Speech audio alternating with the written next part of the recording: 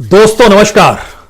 दोस्तों क्या यह कल्पना की जा सकती है कि किसी एक व्यक्ति के प्रचार पर हर मिनट 1 लाख रुपए खर्च हो जाएं और वह व्यक्ति 1 लाख रुपए अपनी जेब से नहीं निकाल रहा हो बल्कि इस देश के टैक्स पेयर का वो पैसा हो।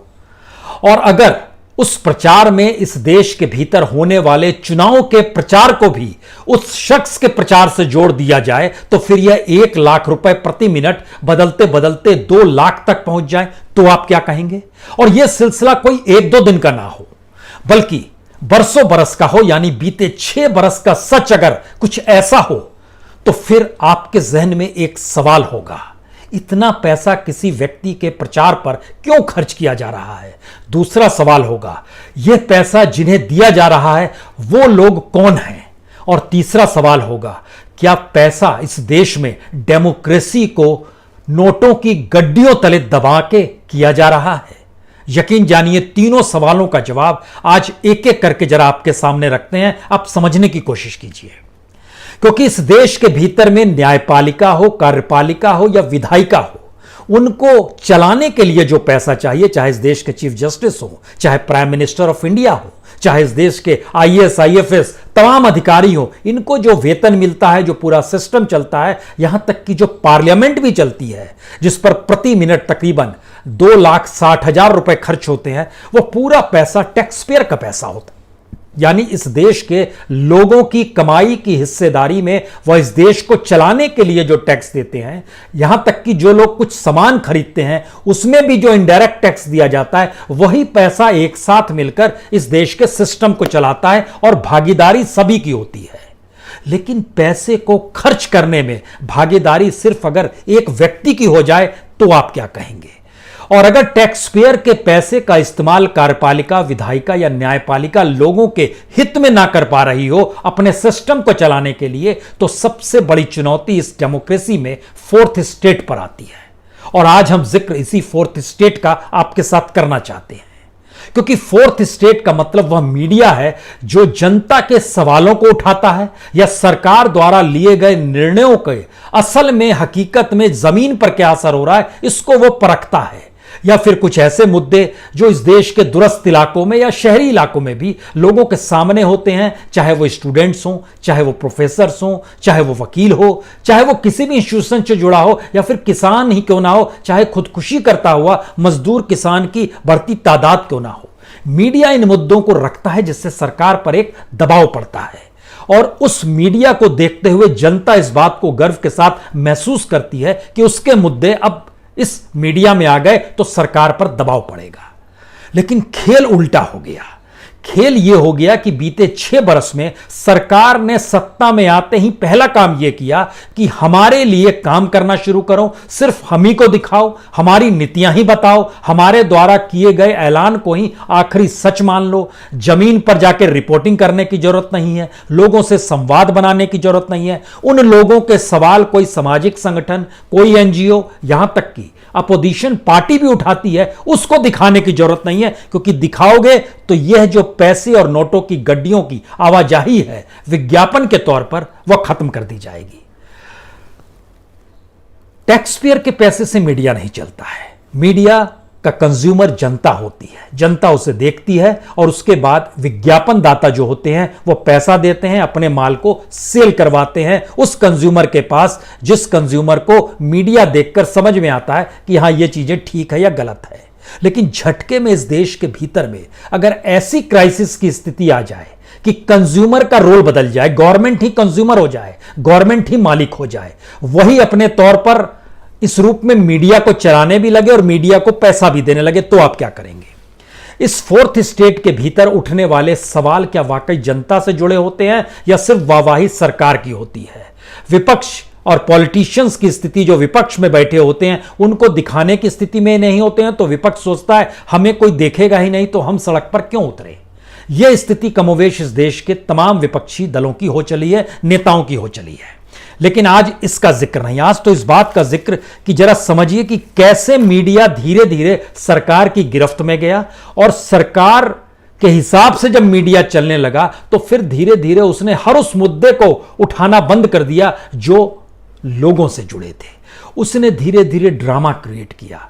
उसको ये जब महसूस हुआ कि ये सरकार भी फेल हो रही है, सरकार भी सही मुद्दों को उठा नहीं पा रही है, सरकार की बातों में दम नहीं है, तो उसने चीजें और इंटरटेनमेंट की दिशा में जाकर डिरेल्ड कर दी। जैसे मौजूदा वक्त में एक मामला सुशांत का है।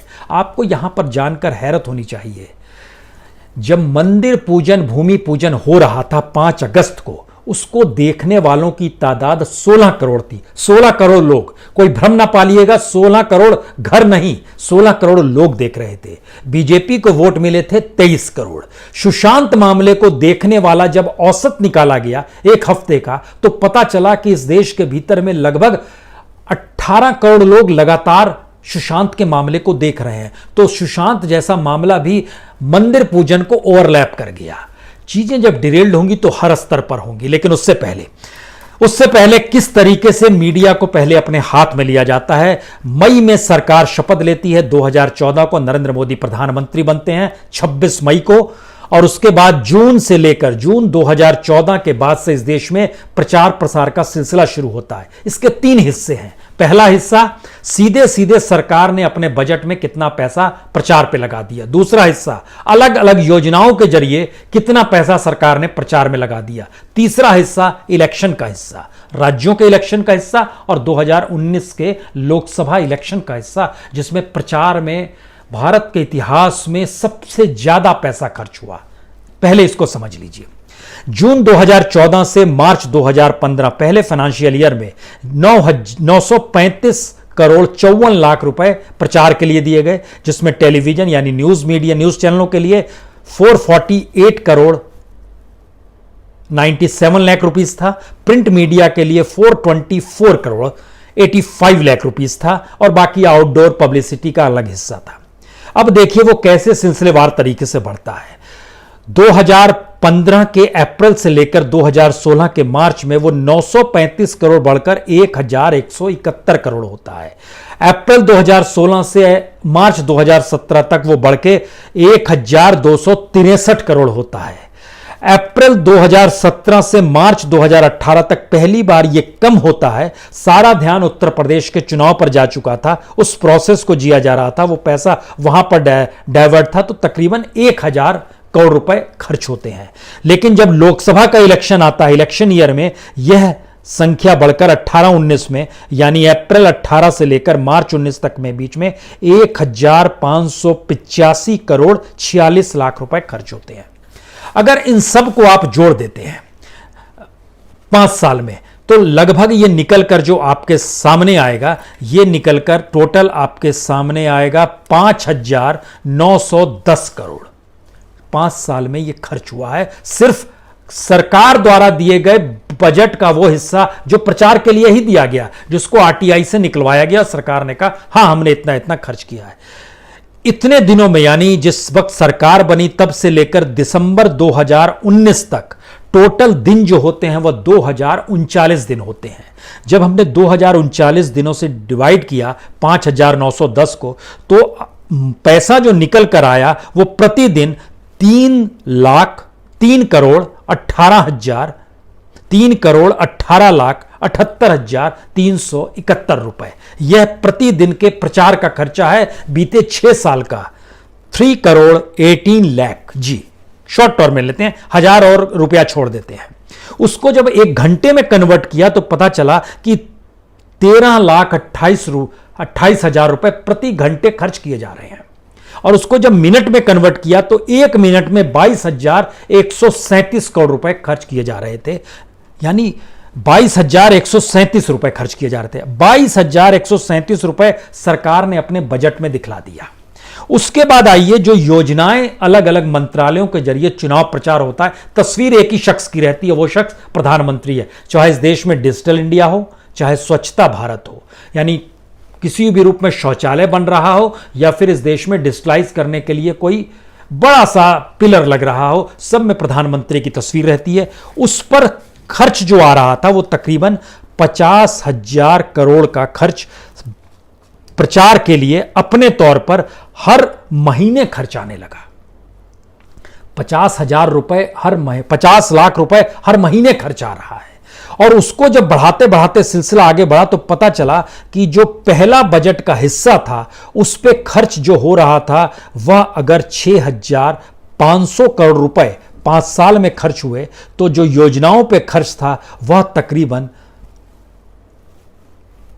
10,000 और जोड़ दीजिए 16,500 करोड़ रुपए खर्च हो रहे थे। यह स्थिति को थोड़ा और आगे बढ़ाइए। इस देश में 2014 से 2019 तक जितने भी राज्यों में चुनाव हुए, लोकसभा चुनाव के पहले तक, उसका जब खर्चा निकाला गया तो उसमें पता चला कि वह खर्चा तो कहीं ज्यादा बढ़ गया है। और प्रधानमंत्री के चुनाव प्रचार के हिस्से में प्रतिदिन जो खर्चा निकल कर आ रहा था वह तकरीबन 50,78,273 करोड़ का था, यानी प्रति मिनट जो निकल कर आने लगा वह भी पार कर गया, वो तकरीबन 75,000 रुपए तक हो गया। इन सबको जोड़ते चले जाइए। इसने कमाल की स्थिति लाकर पैदा कर दी लोकसभा चुनाव के वक्त। भारत में लोकसभा चुनाव सबसे कॉस्टली हुआ वह 2019 का। अलग अलग राय अलग अलग ऑर्गेनाइजेशंस के जरिए निकल कर आई। तकरीबन 60,000 करोड़ रुपए का जिक्र 2 संस्थानों ने किया। सेंट्रल फॉर मीडिया स्टडीज ने किया अपने तौर पर, उसने जानकारी दी, और एडीआर ने अपने तौर पर जानकारी दी। उन्होंने कहा लगभग 60,000 करोड़ रुपए खर्च हुए हैं। उसके बाद दूसरी स्थिति निकल कर आई कि इसके भीतर हमने खोजा कि विज्ञापनों पर कितना खर्चा हुआ है, तो पता चला 20 से 25,000 करोड़ रुपए विज्ञापनों पर खर्च हुआ है। इन सब को जोड़ते जोड़ते ये जानकारी आई कि जो देश में चलने वाली न्यूज चैनल हैं और जो अखबार है, इनको दरअसल इतना पैसा मिलता रहा सरकार से, या कुछ पैसा अभी तो मिला नहीं है, कुछ एडवांस कुछ दिया गया 2018 के बाद से एडवांस रुक भी गया, लेकिन फिर भी इतना पैसा दिया जाने लगा कि जो टीआरपी का पैसा था वह टीआरपी के पैसे को ओवर रूल्ड कर गया, यानी सरकार ज्यादा पैसा दे रही थी। न्यूज चैनलों का जो 2,000 करोड़ का बजट है, जो न्यूज चैनलों को टीआरपी के जरिए जो विज्ञापन से पैसा मिलता है, उसको जब नापना हमने शुरू किया तो पता चला कि उससे दुगना पैसा हर बरस सरकार ही अपने प्रचार के लिए इलेक्ट्रॉनिक मीडिया को दे रही थी, इसी लहजे में प्रिंट मीडिया को दे रही थी, इसी लहजे में रेडियो को दे रही थी। यहीं से वो सवाल निकल कर आता है, क्या वाकई डेमोक्रेसी के भीतर में जनता के सवाल कोई मायने नहीं रखेंगे? क्योंकि सरकार ने एक नीति का ऐलान किया, उस नीति का ऐलान के लिए वो जनता के बीच में गई और बताया कि हम कमाल का काम कर रहे हैं, हमने आपके लिए ये कर दिया, और मीडिया से कहा आप इसको दिखाइए, और उसको विज्ञापन में भी तब्दील कर दिया अलग अलग तरीके से। और उस विज्ञापन को दिखाना और सरकार की बात को कहते हुए वही बात जनता को दिखाई गई। जनता के दिमाग में धर करने लगा कि दरअसल सरकार भी कह रही है, मीडिया भी कह रही है, अब क्या होगा, इसका मतलब ठीक कहा जा रहा है। इसमें एक तीसरी स्थिति आई। जब स्थिति बिगड़ने लगी तो कुछ लोग बीडीओ ऑफिस पहुंचते हैं ग्रामीण इलाकों में, कुछ अपने यहाँ के कलेक्टर के यहाँ पहुंचते हैं, कुछ विधायक के यहाँ पहुंचते हैं, कुछ सांसद के यहाँ पहुंचते हैं।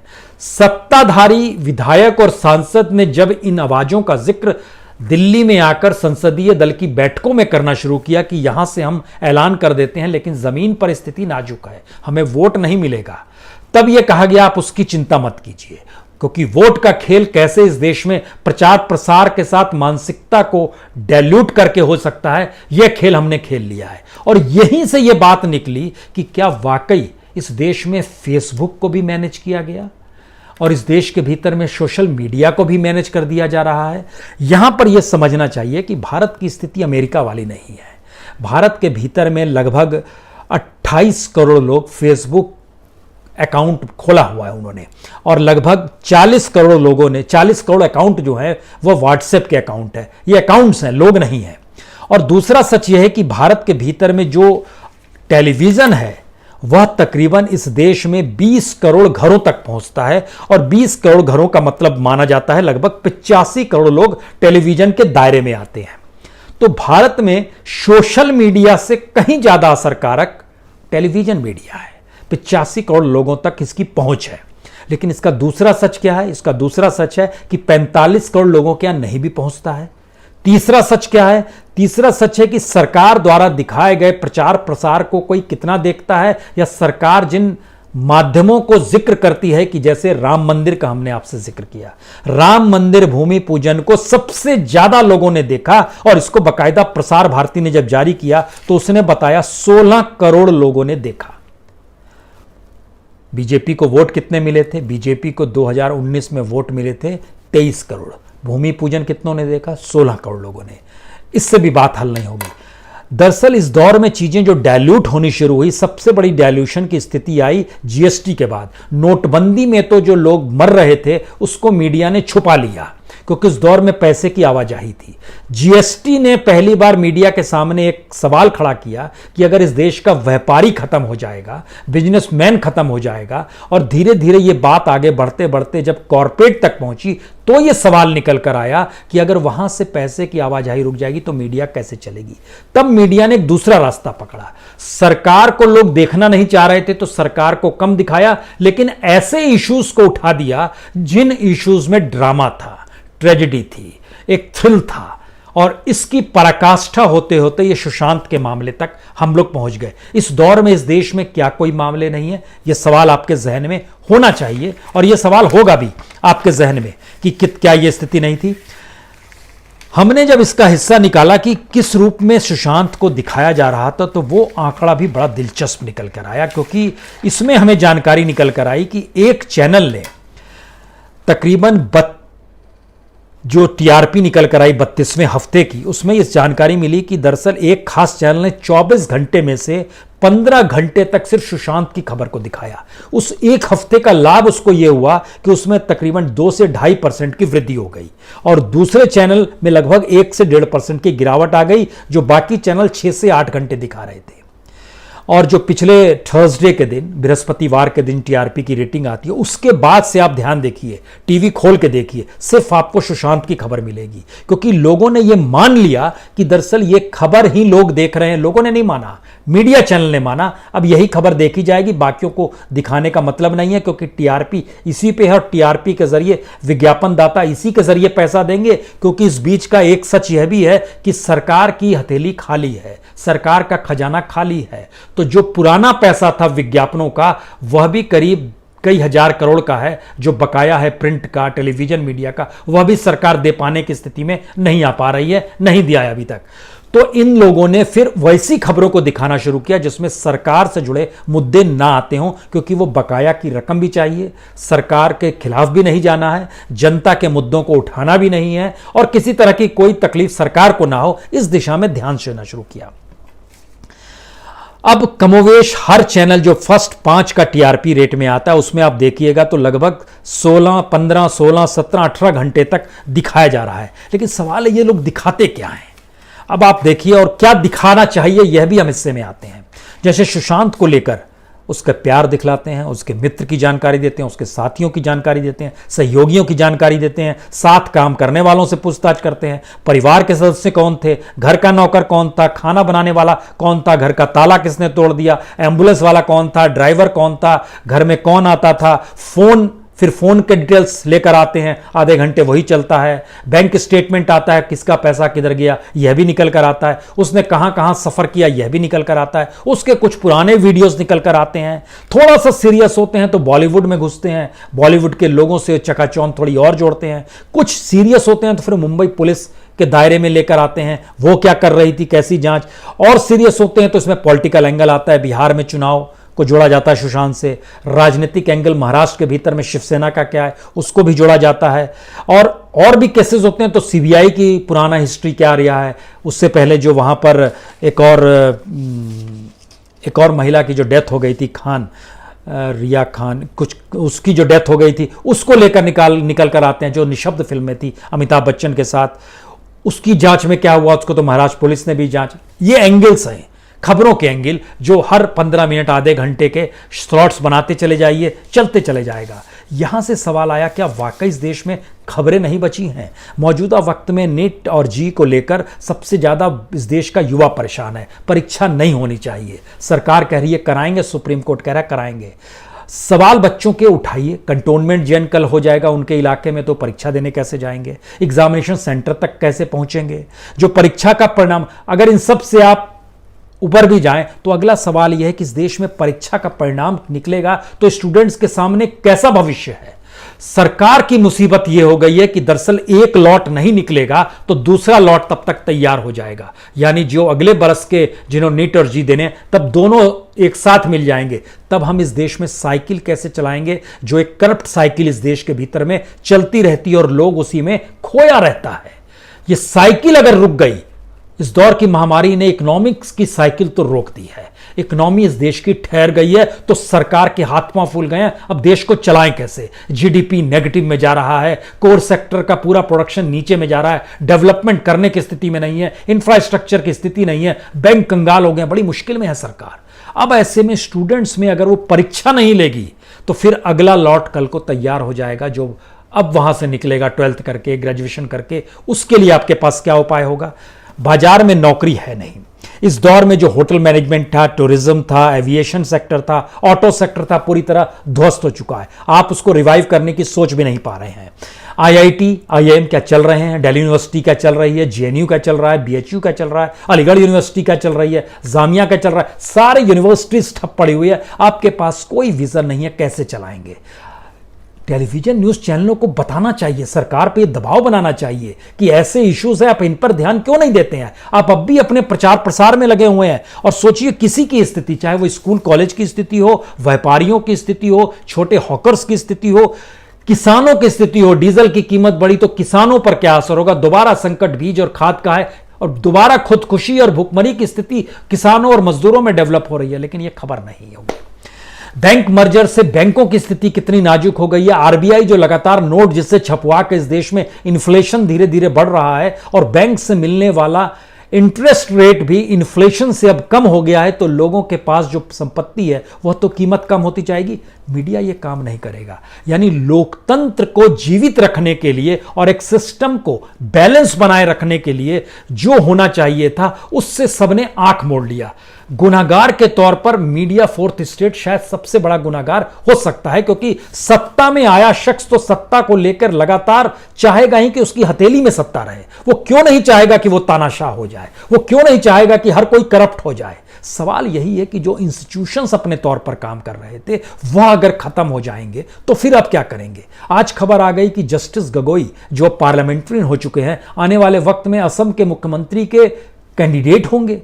अब कल्पना कर रहे हैं कि हमारे सारे इंस्टीट्यूशंस धीरे धीरे पॉलिटिकलाइज हो जाएं। कोई भी कहीं से आकर बोलेगा कि अच्छा आपकी कोई साख है, कोई वीसी बोल दे, कोई जस्टिस बोल दे, कोई सीबीआई का डायरेक्टर बोल दे, किसी अखबार या न्यूज चैनल का संपादक बोल दे। पॉलिटिशियन क्या बोलेगा? चुनाव लड़ लीजिए, चुनाव लड़कर देख लीजिए। हमसे कहा जाता है आप चुनाव क्यों लड़ लेते हैं अगर आपकी बात में इतना दम है? यानी चुनाव ही इस देश का आखिरी मंत्र है। और चुनाव में सत्ता पाने के बाद खुद को टिकाए रखने के लिए आपने एक ऐसी व्यवस्था कर दी कि नोटों की गड्डियां भी आप दे रहे हैं, वो टैक्स पेयर के पैसे के जरिए प्रचार करते हुए इस देश में डेमोक्रेसी को दफन किए जा रहे हैं। एक ऐसी स्थिति आ गई है, यकीनन ऐसी स्थिति आ गई है, क्योंकि यह डराने वाली स्थिति मौजूदा वक्त में इसलिए डराती है क्योंकि यह कल्पना के परे है। 1 मिनट में इलेक्शन के खर्चे को जोड़ दीजिएगा तो 2 लाख रुपए, 1 घंटे में इलेक्शन के खर्चे को अगर आप जोड़ दीजिएगा तो तकरीबन 33 लाख रुपए। यानी 1 मिनट में 2 लाख रुपए तक आता है, 1 घंटे में 33 लाख, 1 दिन में वो बढ़ते जा रहा है। कैसे? एवरेज के हिसाब से बढ़ते चले जाइए, वो लगभग 12 करोड़ हो जाता है। और धीरे धीरे बढ़ते बढ़ते पता चलता है कि इस देश के भीतर में लाखों करोड़ रुपया सिर्फ प्रचार पर ही खर्च हुआ है। यानी एक ऐसी भ्रम की स्थिति देश में प्रचार प्रसार के जरिए बनाने के लिए फोर्थ स्टेट को भी अनुकूल कर लिया गया। क्या इस देश के एडिटर्स को मीडिया की साख बचाए रखने के लिए या फोर्थ स्टेट इंस्टीट्यूशन की साख बचाए रखने के लिए सामने नहीं आना चाहिए? क्या इस देश की न्यायपालिका में चीफ जस्टिस को निकलकर नहीं आना चाहिए? क्या इस देश के भीतर में जो ब्यूरोक्रेट्स बैठे हुए हैं ऊपर में, क्या उनको नहीं कहना चाहिए? लेकिन नहीं, एक ऐसी स्थिति बना दी गई है जिसमें जो सत्ता पे बैठा हुआ टिप ऑफ द व्यक्ति है उसके प्रचार प्रसार से लेकर एक हवा पूरे देश में आप क्रिएट करते चले जाइए और बताते चलिए कि यही है, तो उसके बाद लोग क्या कहेंगे? हाँ हाँ यही है। महात्मा गांधी का कोट याद रखिए आखिर में, जनता जब ऐसी स्थिति में आ जाए कि राजा भी कह दे कि आज से हम तुमको गुलामी से मुक्त करते हैं और जनता कहे नहीं नहीं हम तो गुलाम ही रहना चाहेंगे, तो इसका मतलब है कि आपका पूरा डेमोक्रेसी का सिस्टम खत्म हो चला है। इसी सिस्टम को जनता अनुकूल बनाने की जरूरत है, इसी को ठीक करने की जरूरत है। बहुत बहुत शुक्रिया, बहुत बहुत शुक्रिया।